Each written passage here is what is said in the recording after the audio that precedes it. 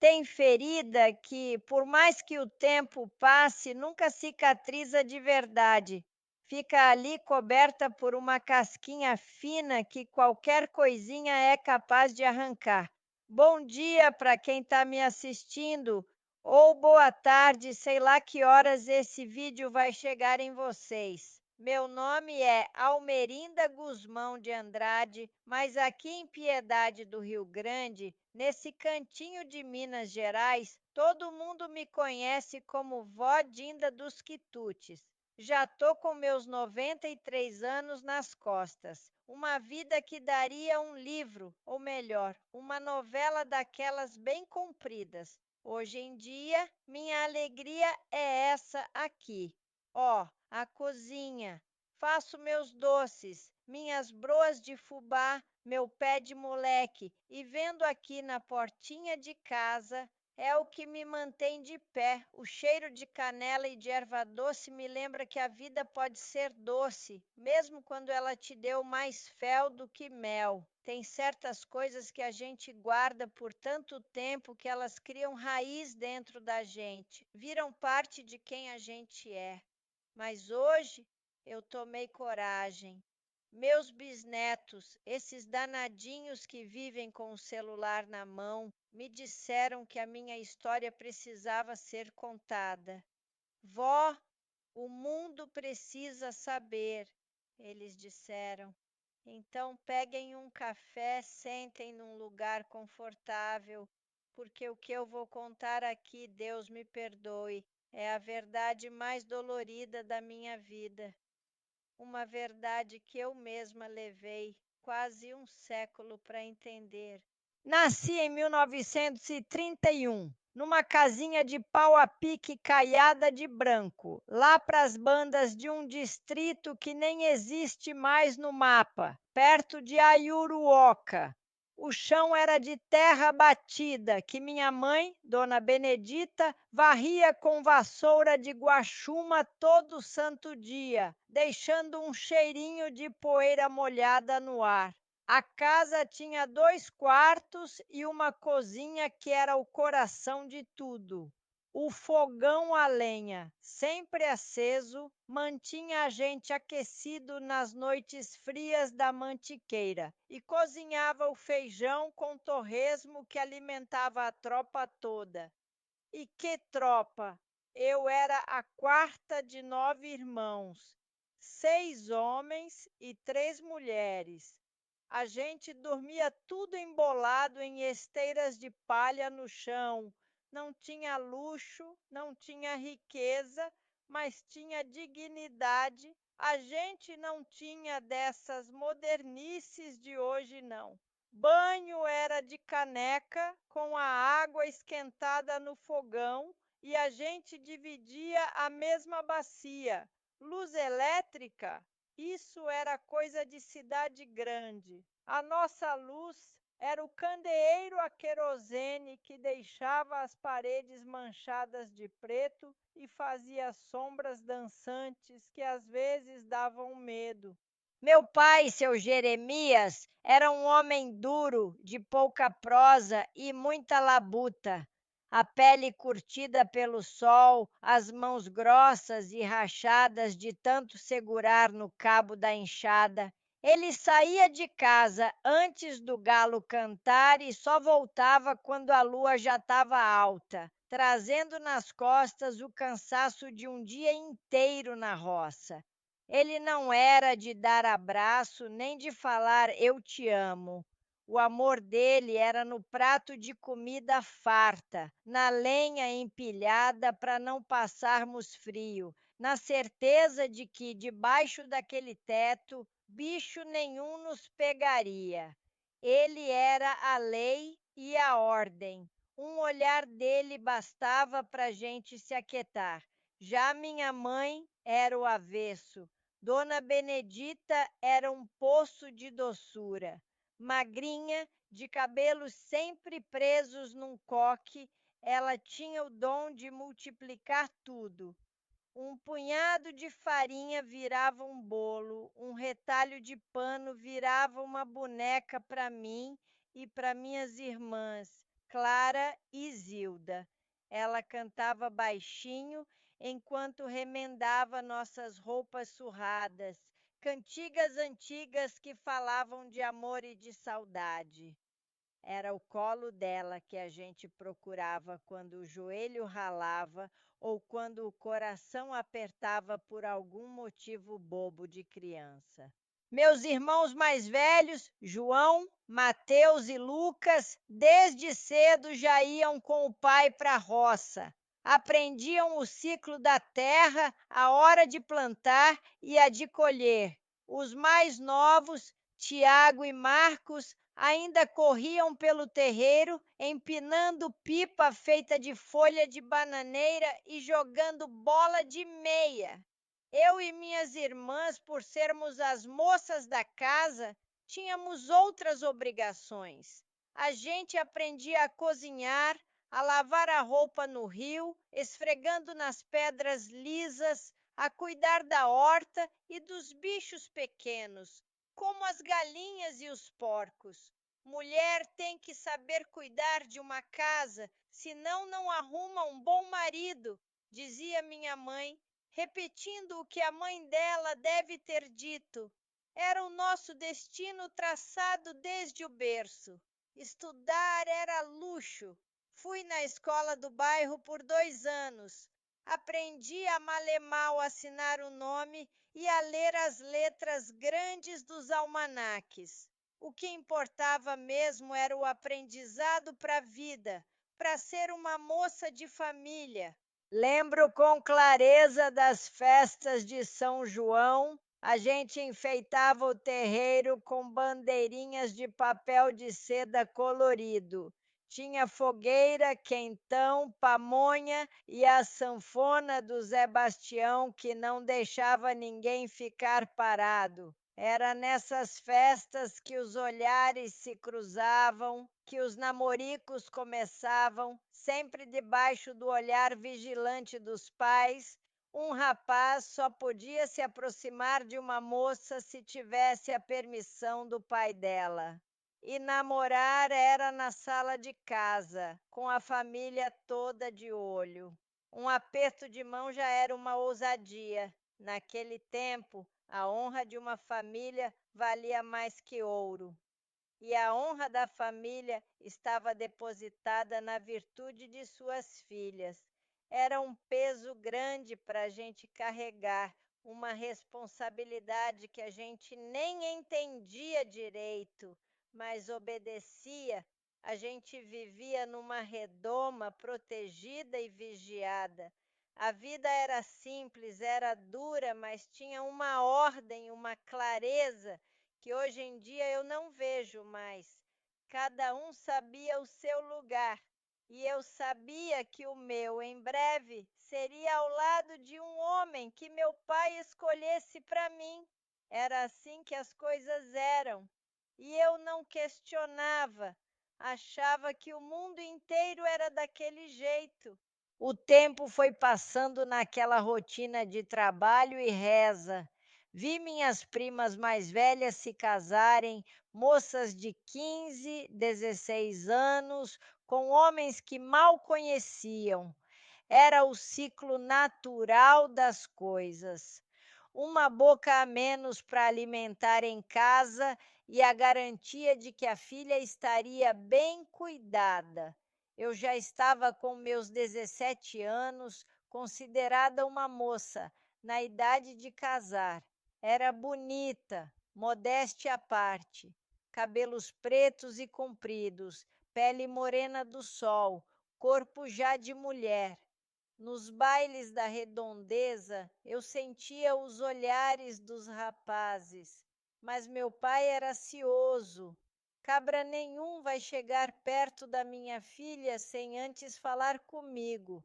Ele rosnava, e todos sabiam que ele não estava brincando.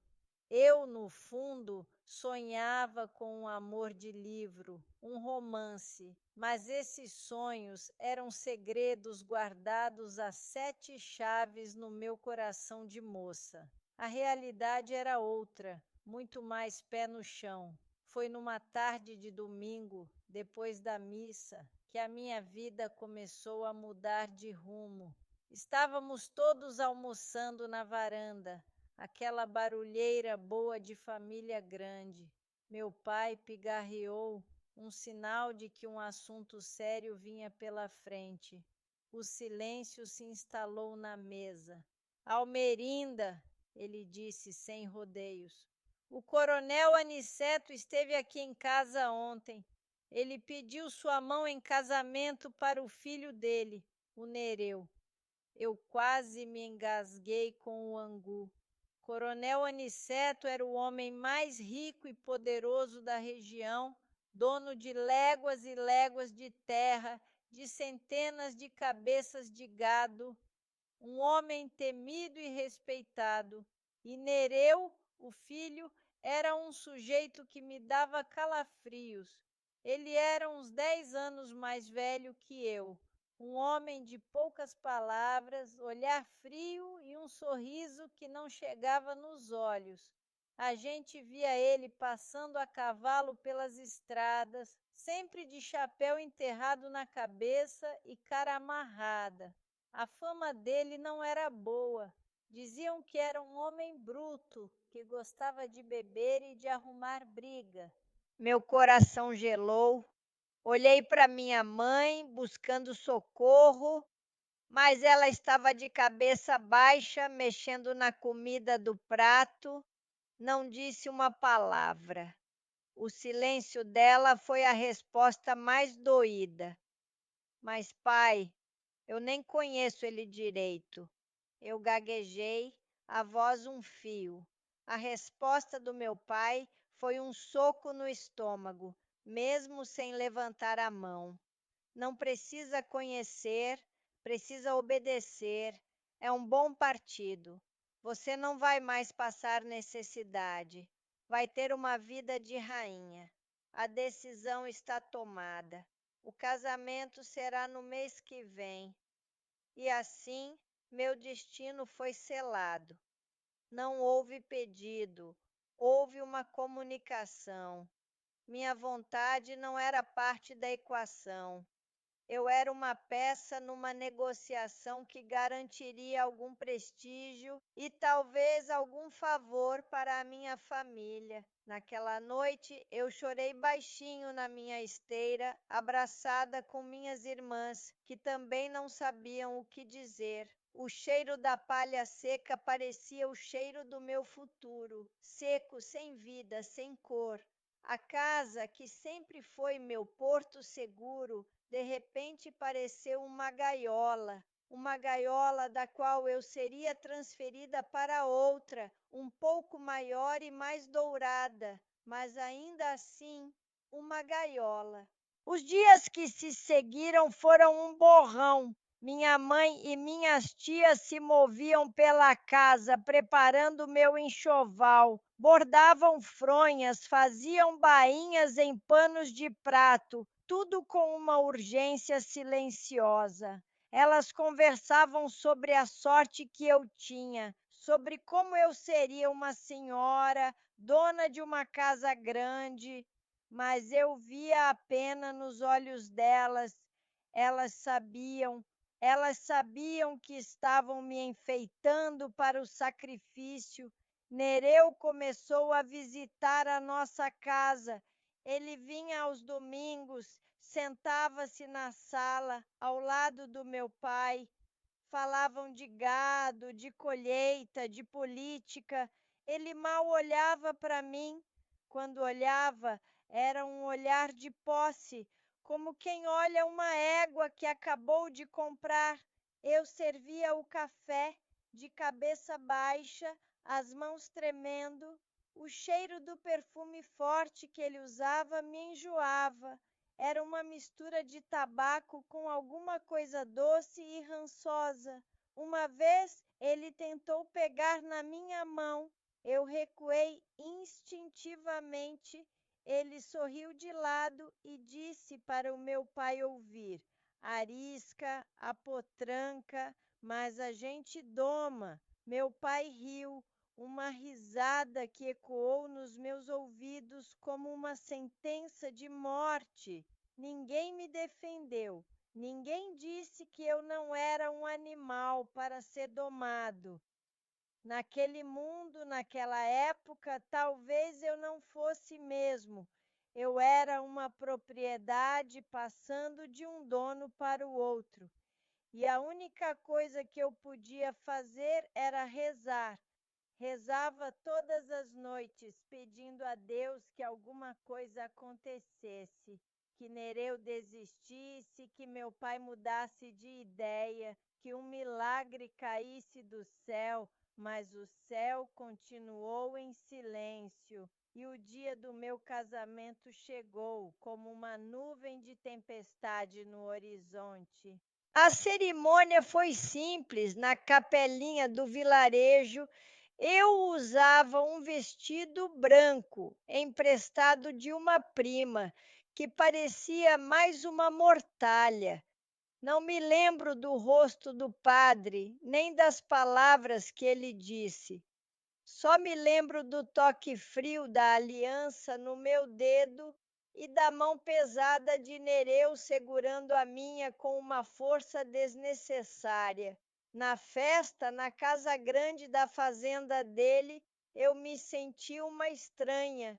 A casa era enorme, escura, cheia de móveis pesados e retratos de gente séria nas paredes. Havia muita comida, muita bebida e homens rindo alto, dando tapas nas costas do meu marido. As mulheres me olhavam com uma mistura de inveja e pena. Eu sorria, um sorriso que não sentia, enquanto meu estômago se revirava de medo. Meu pai veio se despedir, os olhos úmidos pela primeira vez na vida. Seja uma boa esposa, minha filha. Honre seu marido, ele disse e me deu as costas. Minha mãe me deu um abraço apertado e sussurrou no meu ouvido: Tenha paciência, minha filha. A vida de casada é assim mesmo. Paciência. Era o que me restava. Naquela noite, quando a porta do quarto se fechou, eu descobri da forma mais brutal que o meu corpo não me pertencia mais. O que aconteceu ali dentro foi uma violência silenciosa, um roubo da minha inocência, da minha alma. E foi só o começo. Os dias que se seguiram foram uma sucessão de humilhações. Nereu era um homem de duas caras. Na frente dos outros, era o marido sério, o fazendeiro respeitado. Dentro de casa, era um tirano. Ele me proibia de sair sozinha, de conversar com os empregados, de visitar minha família. Mulher minha não fica de prosa por aí, ele dizia. Qualquer coisa era motivo para sua raiva explodir. Um feijão um pouco salgado, uma camisa mal passada. Ele não me batia com frequência no começo. A violência dele era outra. Era no grito, na palavra que feria mais que um tapa, no desprezo. Ele me diminuía, me chamava de roceira ignorante, de jeca. Dizia que meu pai tinha me vendido para ele, e no fundo eu sabia que era verdade. Eu vivia numa prisão de luxo, tinha vestidos bonitos que não podia usar, comida farta que não conseguia engolir, uma casa enorme que ecoava minha solidão. As únicas pessoas com quem eu conversava eram as empregadas, Donana e Ritinha, duas senhoras que trabalhavam na casa há anos e viam tudo em silêncio. Era no olhar delas que eu encontrava um pouco de compaixão. Elas me traziam um chá, um pedaço de bolo escondido, um afago disfarçado. Eram meus únicos respiros. Tentei falar com minha mãe, numa das raras vezes que ele deixou que ela me visitasse. Mas ela, coitada, só dizia para eu ter calma, para eu dar um filho para ele, que homem com filho amansa. Eu engravidei 6 meses depois do casamento. Por um tempo, a esperança brotou em mim. Achei que minha mãe estava certa. Nereu pareceu mais calmo, quase feliz. Ele passava a mão na minha barriga e fazia planos para o herdeiro, mas a calma durou pouco. A natureza dele era mais forte. O ciúme doentio, o controle, a crueldade, tudo voltou, talvez até pior. Ele dizia que o filho nem era dele. Me acusava de traição, mesmo sabendo que eu vivia trancada. Eram delírios de uma mente perversa. Se você está gostando da minha história, quer dizer, se está se envolvendo com esse meu desabafo, deixa um comentário aí embaixo. Me diz de que cidade você está me assistindo. Gosto de saber até onde a minha voz está chegando. E ó, fica até o final que eu vou falar de um sorteio. Todo mês eu sorteio uma cesta com os meus melhores quitutes para quem está inscrito aqui no canal e comenta nos vídeos. É um jeitinho de adoçar a vida de vocês, já que a minha por tanto tempo foi tão amarga. Vamos continuar, que a parte mais difícil ainda tá para chegar. A gravidez foi um inferno. Eu passava os dias enjoada e os medos me consumiam. Tinha pavor dele, pavor do que ele poderia fazer comigo, com o bebê. Eu andava pela casa nas pontas dos pés, tentava ficar invisível, a barriga crescia e com ela o meu desespero. Ritinha, a empregada mais nova, às vezes me contava histórias da família. Contou que a mãe de Nereu, Dona Eulália, tinha morrido de tristeza profunda. Definhou na cama até virar uma sombra. Na época, ninguém entendeu.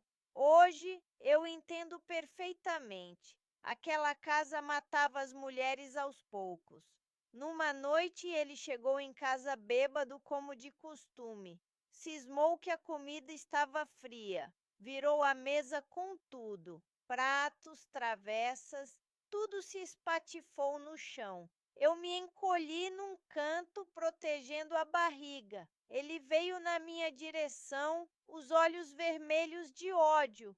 Você não serve para nada, nem para esquentar a comida do seu marido. Ele gritou. Naquele dia, ele me bateu. Me deu um tapa no rosto que me fez ver estrelas. Eu caí e a primeira coisa que fiz foi colocar a mão na barriga.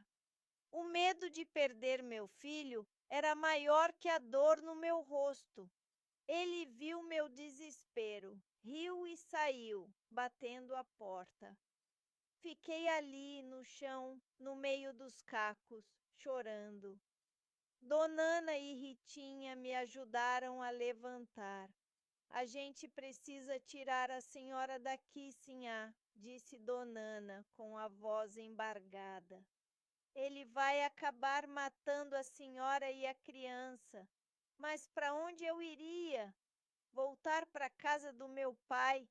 Ele me mandaria de volta no mesmo dia, dizendo que lugar de mulher casada é com o marido. Eu não tinha para onde correr. Estava presa. Meu filho, a quem eu dei o nome de Francisco, em homenagem a São Francisco de Assis, nasceu saudável, um menino lindo e forte.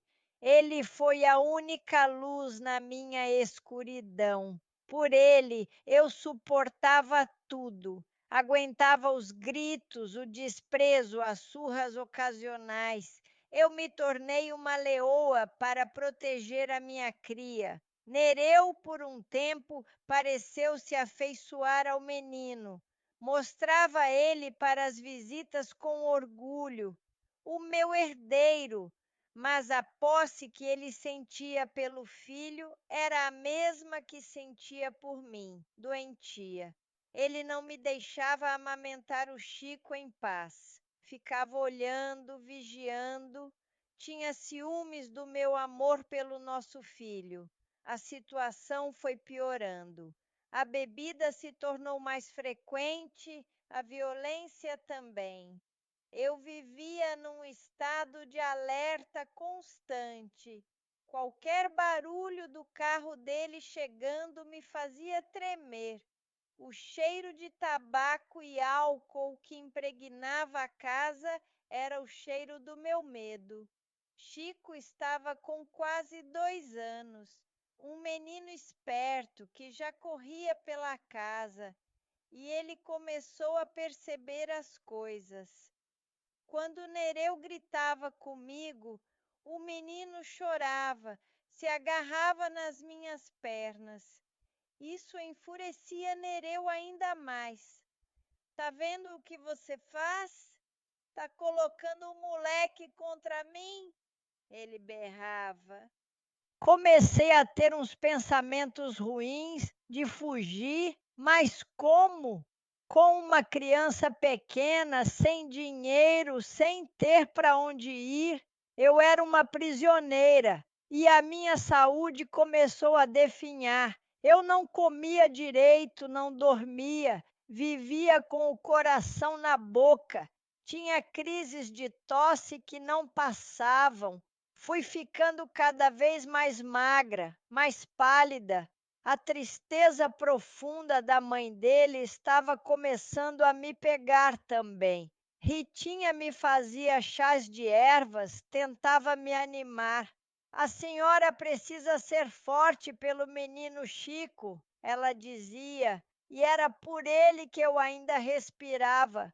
Um dia eu estava no quintal estendendo umas roupas do Chico no varal. O sol estava quentinho, os passarinhos cantando. Por um momento eu fechei os olhos e me permiti sentir um pingo de paz. Chico brincava na terra perto de mim. Foi quando ouvi o grito: Nereu! Ele tinha chegado mais cedo e eu não tinha percebido. Ele estava na varanda, o rosto vermelho. Ele tinha visto eu conversando com o Tonho, o capataz da fazenda. Uma conversa de 2 minutos sobre o tempo, sobre a seca, uma banalidade.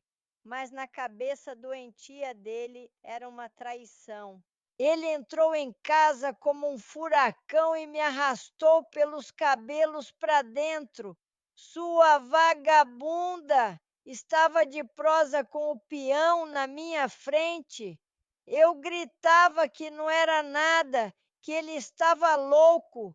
Chico chorava desesperado, agarrado na porta. Nereu me jogou no quarto, trancou a porta e me espancou.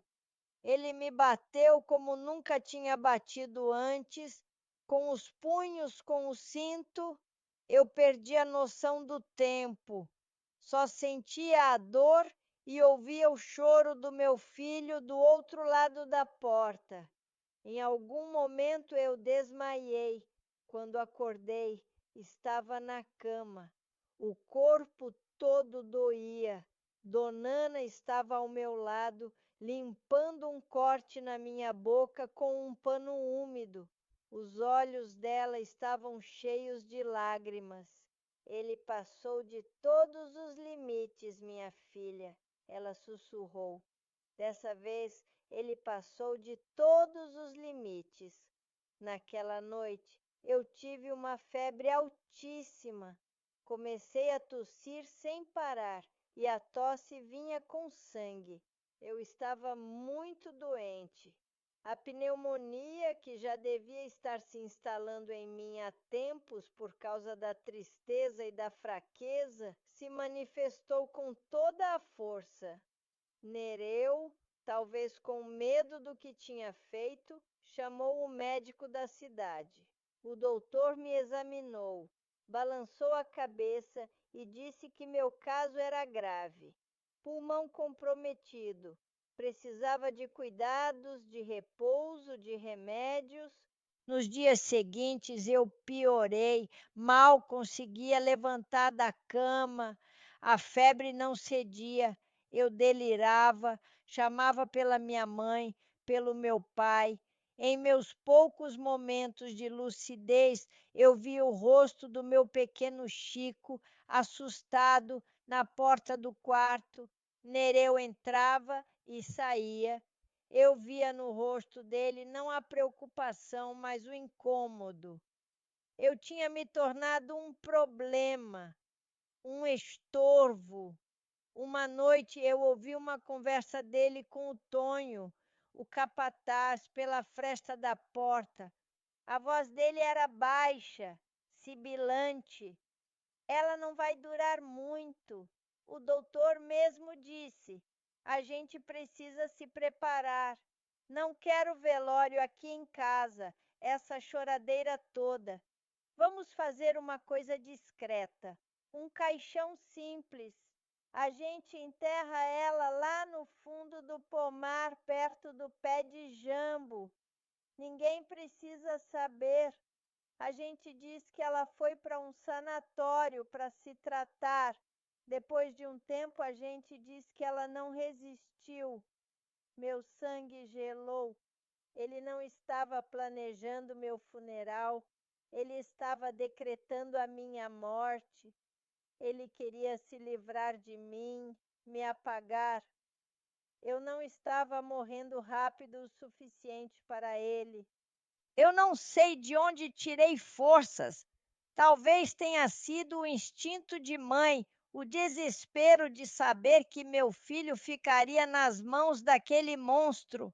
Fiquei quieta, fingi que estava dormindo, que estava piorando. Minha respiração ficou mais fraca, mais espaçada. Eu ouvia os cochichos. Acho que dessa noite ela não passa, dizia Donana chorando. E Nereu com a voz fria, que seja feita a vontade de Deus, mas não era a vontade de Deus, era a vontade dele. Na madrugada eu senti que eles me pegaram, me enrolaram num lençol. Meu corpo estava mole, eu não tinha forças para lutar, para gritar. Eu só conseguia pensar no meu Chico. O medo era tanto que paralisou cada músculo do meu corpo. Fui carregada para fora de casa. Senti o ar frio da noite no meu rosto. Ouvi o barulho de pás cavando a terra. O cheiro de terra úmida invadiu minhas narinas, o mesmo cheiro que eu sentia na minha infância, mas que agora era o cheiro da morte. Eles me colocaram numa caixa de madeira, um caixão rústico feito às pressas. O espaço era apertado, o cheiro de pinho novo me sufocava. Eu queria gritar, mas a voz não saía. O pânico me emudeceu. Ouvi a tampa sendo pregada. Pum, pum, pum. Cada martelada era um prego na minha alma. E então a escuridão total. Senti o baque surdo da primeira pá de terra caindo sobre a madeira, logo acima do meu rosto. Depois outra e mais outra. O som foi ficando cada vez mais abafado, o ar cada vez mais rarefeito. Eu estava sendo enterrada viva. Lá dentro, naquele breu absoluto, o tempo perdeu o sentido. O pânico inicial deu lugar a uma estranha calma. Eu ia morrer, era o fim. Pensei no meu filho, rezei para que alguma alma boa cuidasse dele. Pensei na minha mãe, no meu pai. Senti uma tristeza profunda, não por mim, mas por eles, que nunca saberiam a verdade. O ar estava acabando. Eu já sentia meus pulmões queimarem. minha visão escurecer. Eu estava partindo. Mas então, no último suspiro, quando eu já estava entregando os pontos, eu ouvi um barulho, um som de algo arranhando a madeira, perto da minha cabeça, e depois uma fresta de luz, uma lufada de ar fresco que me fez tossir violentamente. A tampa estava sendo arrancada. Quando a abriram por completo, a luz de um lampião quase me cegou e eu vi dois rostos, Donana e Ritinha. Elas choravam e riam ao mesmo tempo. Corre, sinhá, corre, disse Ritinha, me ajudando a sair daquela cova rasa. A gente não podia deixar ele fazer isso. A gente esperou ele entrar e beber até cair. O Tonho tá esperando com um cavalo lá na porteira dos fundos. Ele vai te levar para longe daqui. Donana me entregou uma trouxa de roupa e um saquinho de pano pesado. Tem um dinheiro aqui, o pouco que a gente juntou a vida toda. Pega, pelo amor de Deus, e vai embora. Não olha para trás. Eu olhei na direção da casa, meu coração partido em 1000 pedaços, meu filho, meu Chico e o meu menino. Eu perguntei a voz rouca. O rosto de Donana se contraiu de dor. Não dá para levar ele, sinhá. O monstro ia dar falta na hora e ia caçar vocês até no inferno. Mas eu juro por Deus, eu juro que vou cuidar dele como se fosse meu. Ele não vai ficar desamparado. Agora vai, vai antes que ele acorde. Aquele foi o momento mais difícil da minha vida, a decisão mais cruel, deixar meu filho para trás para poder sobreviver. Mas eu sabia que ela estava certa. Morta, eu não serviria para nada. Viva, talvez um dia, quem sabe, eu pudesse voltar. Beijei as mãos daquelas duas mulheres, meus anjos da guarda, e corri. Corri como nunca tinha corrido na vida. O corpo doía, os pulmões ardiam, mas o medo me dava asas. Encontrei Tonho na porteira. Ele era um homem bom, de poucas palavras. Apenas me ajudou a montar no cavalo, na garupa dele, e partimos noite adentro. Eu não olhei para trás. Cada galope do cavalo era uma lágrima que caía. Eu estava deixando para trás meu filho, minha identidade, minha vida. Eu estava morta para o mundo. Almerinda Gusmão de Andrade tinha sido enterrada naquela noite e daquela cova renascia outra mulher. Uma mulher sem nome, sem rumo, mas viva. Cavalgamos por horas, por estradas de terra que eu não conhecia. Quando o dia começou a clarear, Tonho me deixou na beira de uma estrada principal, onde passava uma jardineira, um ônibus velho que ia para a cidade grande, para a capital. Daqui a senhora segue sozinha, ele disse, me entregando a trouxa. Deus te acompanhe. Ele virou o cavalo e sumiu na poeira. Eu fiquei ali sozinha, com a roupa do corpo, uma trouxa e um pouco de dinheiro. Quando a jardineira parou, subi sem pensar 2 vezes. Paguei a passagem e sentei no fundo. As pessoas me olhavam, uma mulher maltrapilha, com o rosto machucado e os olhos fundos. Eu não me importava. Eu estava viva. A viagem foi longa. Eu dormi. Um sono de exaustão, de quem não dormia de verdade há anos. Acordei com o barulho da cidade grande. Belo Horizonte. Nunca tinha visto tantos carros, tantas pessoas, tantos prédios. Fiquei desnorteada.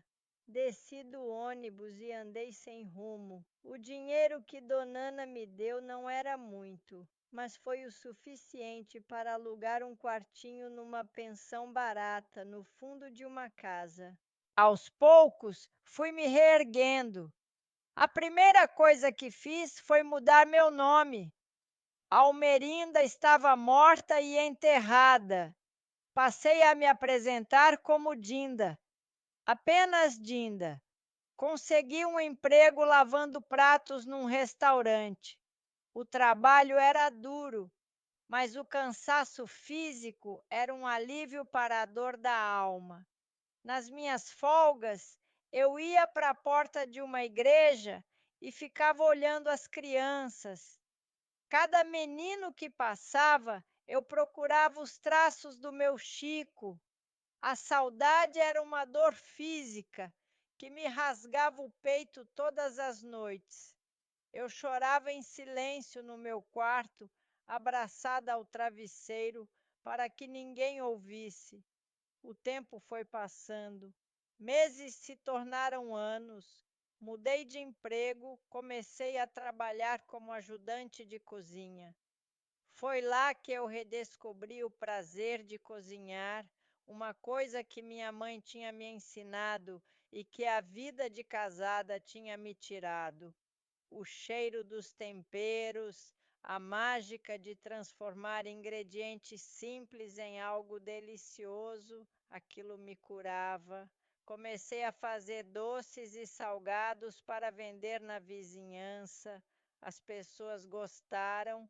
A senhora tem mão de fada, dona Dinda, elas diziam. Eu juntei dinheiro. Com muito sacrifício, depois de quase 10 anos, consegui dar entrada numa casinha simples, num bairro operário. Era meu castelo, meu porto seguro, um lugar onde ninguém gritaria comigo, onde ninguém me machucaria. Um lugar meu. Eu nunca mais me relacionei com homem nenhum. Meu coração estava fechado para balanço. O trauma era grande demais. Minha única companhia eram minhas panelas e minhas rezas. Eu rezava todos os dias pelo meu filho. Pedia a Deus que o protegesse, que ele estivesse bem. Eu não tinha como ter notícias. Voltar para a minha cidade natal estava fora de questão. Para todos os efeitos, eu estava morta. E Nereu era poderoso. Se ele descobrisse que eu estava viva, sabe-se lá o que seria capaz de fazer. A história que ele contou, eu fiquei sabendo anos depois, por acaso, por uma pessoa da minha região que encontrei na cidade grande. Ele disse que eu tinha ficado muito doente dos pulmões, que ele gastou uma fortuna me mandando para os melhores sanatórios, mas que eu não resisti. Ele fez um teatro de viúvo sofredor. Ninguém nunca desconfiou de nada. Minha própria família acreditou. O tempo é uma coisa engraçada. Ele cura, mas também prega peças. Eu envelheci, meus cabelos ficaram brancos, minha pele enrugou. Me tornei a avó Dinda que todo mundo no bairro conhecia e gostava. A velhinha simpática que vendia os melhores quitutes da região. Construí uma nova vida, uma vida de paz, mas sempre com um buraco no peito, um buraco com o formato do meu filho. Eu nunca tive outros filhos.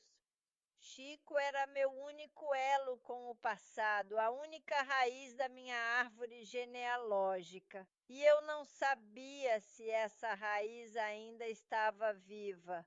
Gente, desculpa a emoção.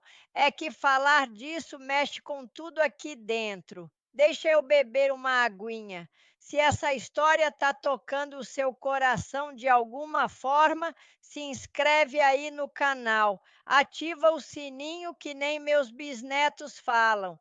Me ajuda a espalhar essa minha verdade por aí. Quem sabe ela não ajuda alguém que está passando por um aperto, por uma violência calada, a criar coragem. A gente nunca sabe a força que tem, até que ser forte é a única opção. 40 anos se passaram. 40 é uma vida inteira. Eu já era uma senhora de quase 60 anos. Um dia, uma moça se mudou para a casa da frente. O nome dela era Lúcia, uma moça boa, que logo fez amizade comigo. Ela vinha tomar café, comprar meus doces e a gente ficava de prosa na varanda. Um dia, ela me contou que era casada e que o marido dela ia chegar de viagem em breve. Ele era engenheiro, viajava muito a trabalho. Quando ele chegou, ela fez questão de trazê-lo para me conhecer. Vó Dinda, esse é o meu marido, Francisco. Quando eu olhei para aquele homem alto, de olhos gentis, meu mundo parou. O tempo voltou 40 anos. Eu vi nele o meu bebê, o formato dos olhos, o sorriso. Era o meu Chico. Meu coração disparou de um jeito que eu achei que ia morrer ali mesmo. Eu não disse nada. O que eu poderia dizer? Oi, eu sou sua mãe, que todo mundo acha que está morta. Eu fiquei em estado de choque. Nos dias seguintes, eu observei ele de longe. Observei a forma como ele tratava a Lúcia, com carinho e respeito. Observei ele brincando com o filho deles, meu neto, um menininho de uns 5 anos chamado Daniel. Ele era um bom homem, um bom marido, um bom pai. Donana e Ritinha tinham cumprido a promessa. Elas o criaram. Soube, em conversas com Lúcia, que Nereu tinha morrido há uns 10 anos, de cirrose. Morreu sozinho, amargurado. A fazenda tinha sido vendida para pagar dívidas. A justiça poética, mesmo que tardia, tinha acontecido. Francisco tinha sido criado pelas tias, Donana e Ritinha, que ele amava como mães. Ele estudou, se formou, se tornou um homem de bem. Ele quebrou o ciclo de violência. Meu coração se encheu de um orgulho e de uma dor tão grandes que era difícil até de respirar. Eu estava vendo a felicidade do meu filho, mas de longe, como uma fantasma. Levei quase um ano para criar coragem. Lúcia, a essa altura, já era como uma filha para mim. Um dia eu a chamei para conversar. Com o coração na mão e as lágrimas rolando soltas, eu contei tudo, desde o casamento arranjado até a noite em que fui enterrada viva. Contei sobre o pai que ela nunca conheceu de verdade. Ela me ouviu em silêncio, os olhos arregalados de espanto e horror. No final, ela me abraçou e chorou comigo. Eu sempre senti que tinha alguma coisa errada naquela história, ela disse. O Chico nunca gostou de falar do pai. E a tia Donana, antes de morrer, me disse uma vez: a mãe do Chico era um anjo que foi mandado embora cedo demais. Foi a Lúcia que preparou o terreno. Ela conversou com o Francisco com calma, com cuidado. Contou a ele a minha história. No começo, ele não acreditou. Era demais para processar. A mãe que ele chorou a vida toda, que ele visitava um túmulo vazio no pomar da antiga fazenda, estava viva. O reencontro foi aqui, nesta mesma sala onde estou agora. Ele entrou, olhou para mim e os olhos dele se encheram de perguntas. Eu não precisei dizer nada, apenas abri os braços. E ele, aquele homem de 40 e tantos anos, me abraçou e chorou. Chorou como a criança que foi arrancada de mim. Chorou a dor, a saudade, o abandono, a mentira. E eu chorei com ele. Chorei por tudo que perdemos, mas também chorei de gratidão por aquele momento, por ter vivido para ver meu filho de novo, para poder abraçá-lo. Foi como se a ferida finalmente começasse a cicatrizar. A partir daquele dia, eu ganhei minha família de volta. Ganhei um filho, uma nora que eu amo como filha e ganhei netos e depois bisnetos.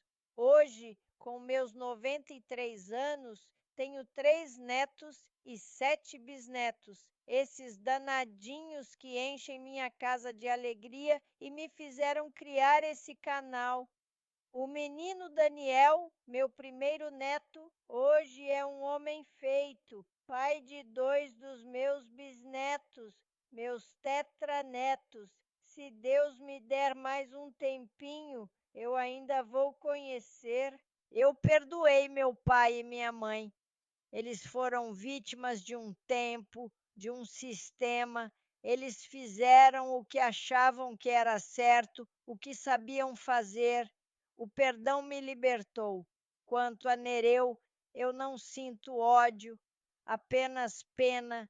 Ele foi um homem que só soube plantar dor e colheu solidão. A minha vingança não foi com as minhas mãos, a minha vingança foi ter sobrevivido.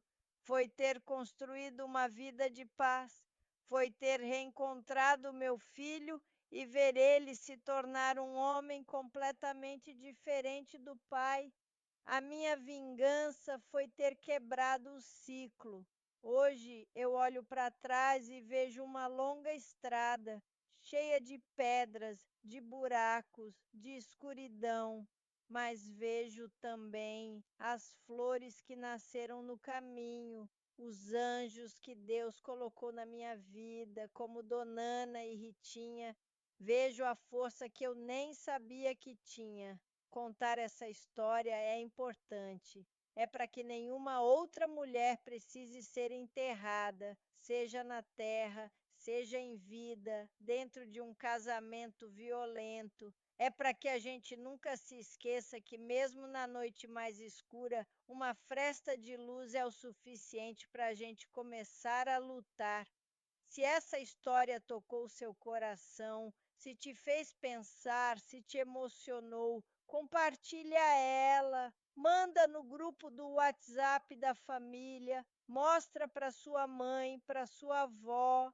As histórias precisam ser contadas para não serem esquecidas e para a gente lembrar que por trás de cada velhinha que vende doces na porta de casa pode existir uma história de luta, de dor e de uma força que nem o tempo pode apagar. Muito obrigada por me ouvirem. Fiquem com Deus. E não se esqueçam de se inscrever para o sorteio da minha cesta de quitutes, viu? Um beijo no coração de cada um.